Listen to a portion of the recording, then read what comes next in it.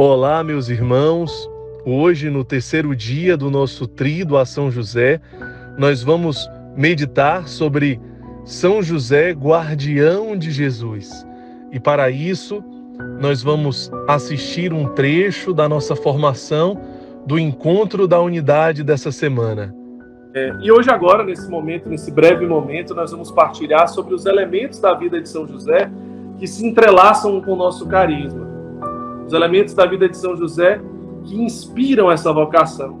E também alguns pontos da vida de São José que a gente entende que a comunidade mais precisa ser formada no dia de hoje, nesse tempo, nesse momento que nós estamos vivendo.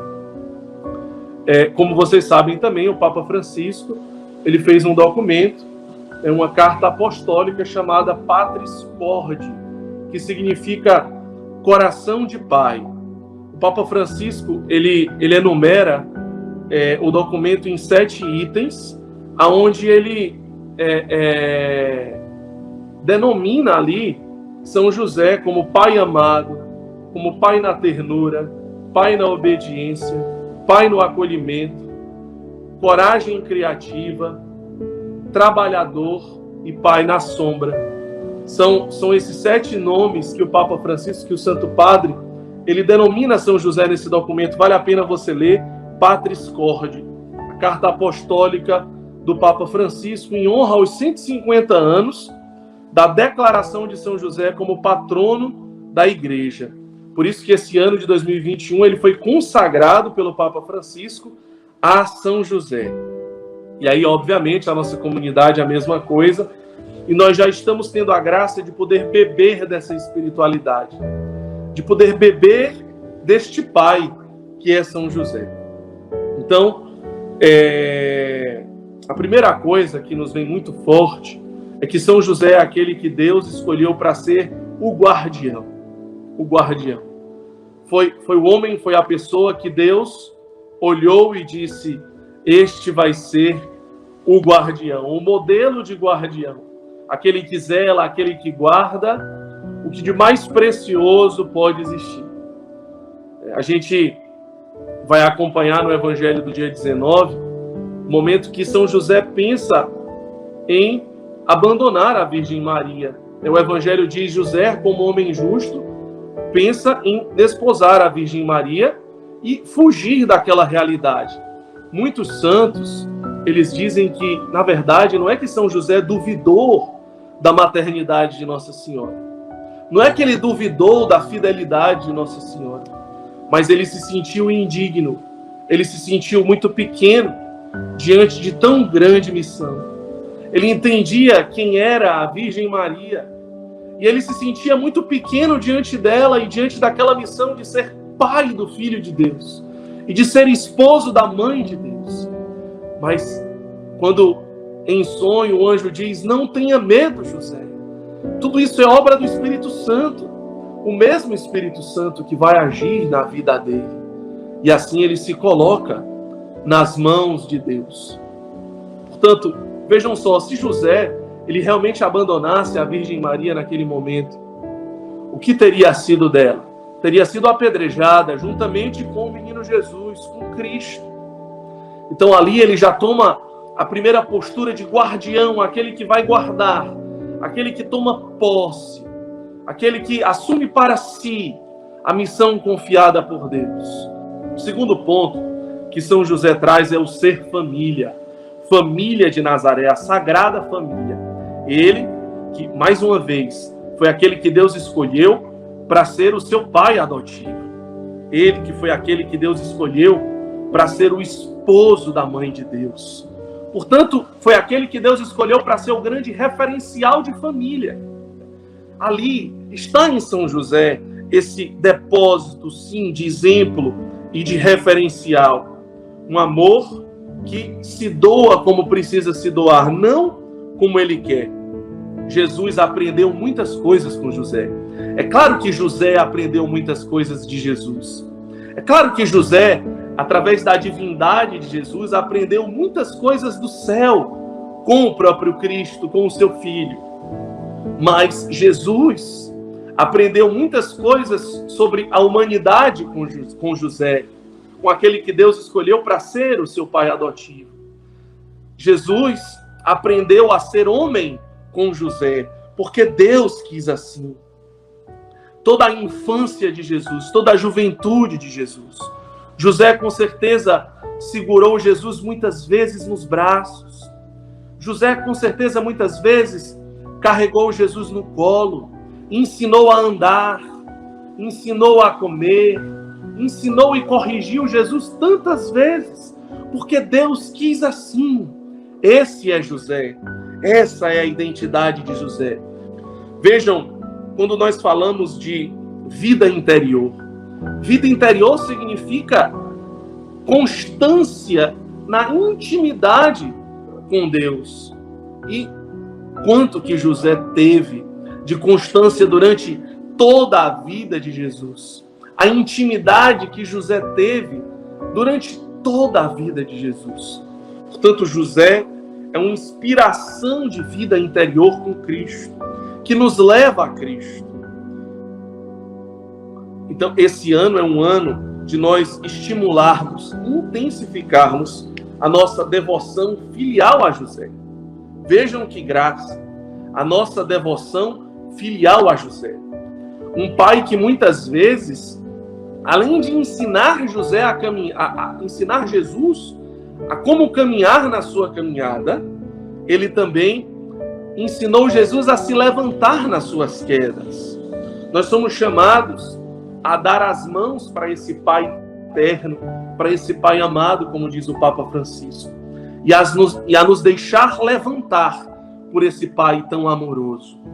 Veja o que José faz como um pai.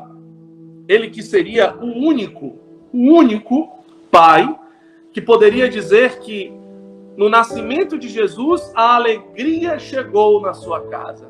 Porque nenhum outro pai pode dizer isso. Nenhum filho é a alegria da sua casa. Nenhum filho é o centro da sua casa. Quando um filho nasce, nós podemos dizer: o nosso filho chegou para viver a alegria que já existe na nossa casa e que tem um nome, é Cristo. Portanto, José, ele podia dizer, o único pai que podia dizer: a alegria nasceu, a alegria chegou na nossa casa. Mesmo sendo o único pai a poder dizer isso, ele oferta ao seu filho a paixão, ele oferta ao seu filho a cruz, ele oferta o seu filho ao Calvário, ele oferta o seu filho em holocausto. É isso que José faz. A família não é para si mesmo. A gente tem que ter muito cuidado com aqueles discursos que a minha santidade eu vivo apenas na minha casa, apenas na minha família. Não é assim, não foi isso que José fez. Pelo contrário, ele oferta a sua vida e a da sua família ao Calvário, à cruz, pela salvação da humanidade, dos pobres, dos jovens, das outras famílias. É isso que nós precisamos fazer enquanto família. Nos ofertar para os outros e não somente para nós mesmos. José foi o primeiro a amar Jesus abandonado. O Cristo abandonado que estava ameaçado pelas pedras. O Cristo que estava ameaçado pelo aborto de um assassinato através do apedrejamento de sua mãe, da Virgem Maria. Mas José foi aquele guardião. Portanto, foi o primeiro a reparar e a cuidar de Jesus abandonado. Do Cristo, que estava talvez prestes já a ser assassinado no ventre da mãe. Portanto, José é aquele que pode nos ensinar profundamente a amar e a cuidar do mais abandonado, a amar o seu filho abandonado. Fazer a vontade de Deus. Este é o quinto ponto. Fazer a vontade de Deus. A sede que José tinha de fazer a vontade de Deus, a sede que José tem de fazer a vontade de Deus. Aquele que não foge da cruz, que não escolhe o caminho mais fácil, que não escolheu abandonar a Virgem Maria, que sempre, em todas as suas decisões, nunca a sua decisão foi o mais fácil, o mais tranquilo, o bem-estar, mas sempre foi o mais difícil, sempre foi o mais apertado, aquele caminho estreito, o caminho que leva para a cruz. Mas a alegria e a verdadeira paz de fazer a vontade de Deus. Não essa paz falsa, a falsa paz do comodismo, a falsa paz da tranquilidade, a falsa paz do bem-estar. Isso não é paz. O sexto ponto são os conselhos evangélicos, já puxando da obediência, também a castidade e a pobreza da simplicidade, daquele homem santo que ao escutar o chamado de Deus, teve medo como Jesus suou no Getsêmani, como Jesus suou sangue no Horto das Oliveiras, teve medo como a Virgem Maria, quando escutou que seria a mãe de Deus, também teve medo e por isso pensou em desistir, mas diante da sua pequenez, diante da sua miséria, ele reconheceu: Deus pode ser em mim, Deus pode realizar através de mim. Sempre se sentindo pequeno e indigno, na sua simplicidade, no seu silêncio, ele foi o que precisava ser. Na sua castidade, na sua pureza. Vejam só, sendo esposo da Virgem Maria, né? E é claro que em todo matrimônio existe a relação conjugal, é isso que a igreja nos ensina, mas de um modo particular, de um modo exclusivo, aquele casal, São José e Nossa Senhora, foram chamados à virgindade. Os dois morreram virgens, porque isso era a vontade de Deus na vida deles. José, ao entender quem era Maria, quem era Nossa Senhora, ele mais uma vez se sentia pequeno. Ele, como uma criatura, ele olhava para a mãe de Deus, a rainha dos céus, e entendia que ele ia precisar viver uma continência, uma abstinência sexual mesmo dentro do matrimônio. Vejam o que José foi capaz de fazer. Nesse mundo desenfreado da busca pelo prazer, o respeito que José teve, muitas pessoas não entendem, muitas pessoas não entenderiam hoje, porque elas não entendem o que é o matrimônio, elas não entendem o que é uma família, que o sentido está na doação e não na busca do prazer. Muitas pessoas não entendem, por exemplo, na vivência de um celibato, de um sacerdócio, o que significa isso? Significa amar, significa doação. Mas elas estão enculturadas, né, pela cultura do prazer, que não conseguem compreender o que São José compreendeu. Porque talvez pensam que são como animais, que simplesmente vivem à busca do prazer. José é esse exemplo de castidade para nós, esse exemplo de pobreza, esse exemplo de obediência. Depois, o sétimo ponto, a providência. A gente sempre escuta São José como o provedor, São José providenciário, né? E aqui realmente, de fato, nós podemos trazer um elemento muito forte também para o nosso carisma. Ele que era carpinteiro, e Jesus também foi carpinteiro. Portanto, ele ensinou Jesus como trabalhar, como ser um carpinteiro, né? Jesus, conhecido como filho do carpinteiro, ele aprendeu a ser carpinteiro com José, a entregar o que se compromete, a trabalhar com zelo, com ética, com honestidade, com profissionalismo, né?